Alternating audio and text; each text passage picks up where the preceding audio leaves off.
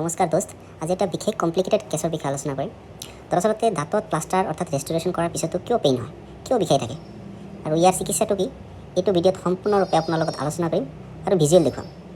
Normally দাঁতৰ যিটো বেছ হয়, অৰ্থাৎ য'ত দাঁতটো ফুটা হৈ গৈছে তাৰ তলৰ যিটো পাৰি থাকে তাতে নৰ্মেলি পানী লাগে, কাৰণ দাঁতৰ ভিতৰত কিছুমান টিউবুলছ থাকে, ডেণ্টেল টিউবুলছ বুলি কয়, সেইবোৰৰ মুখ খোলা থাকে।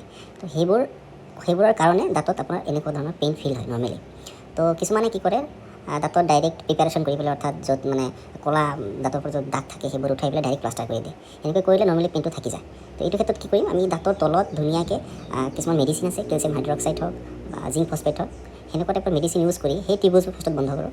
বন্ধ কৰাৰ পিছত অলপ দেৰ শুকাব লাগে। শুকোৱাৰ পিছত ওপৰত যিকোনো ধৰণৰ GIC হওক, এমালগাম হওক, কম্প'জিট হওক, সেইবোৰৰে আমি যদি প্লাষ্টাৰ কৰি দিওঁ অৰ্থাৎ ৰেষ্টুৰেশ্যন কৰি দিওঁ, তেনে ক্ষেত্ৰত দেখা যায় কোনো ধৰণৰ পেইন ফিল নহয়। আৰু এটা কথা, যদি প্লাষ্টাৰটো হাই পইণ্ট থাকে, অৰ্থাৎ দাঁতৰ লগত দাঁত যেতিয়া বা মুখটো যেতিয়া আমি বন্ধ কৰোঁ অলপ হাই পইণ্ট যদি থাকি যায়, সেইটো ক্ষেত্ৰতো বিষ দেখা যায়। এনেকুৱা প্ৰব্লেম থাকিলে আমাৰ সৈতে যোগাযোগ কৰিব পাৰে।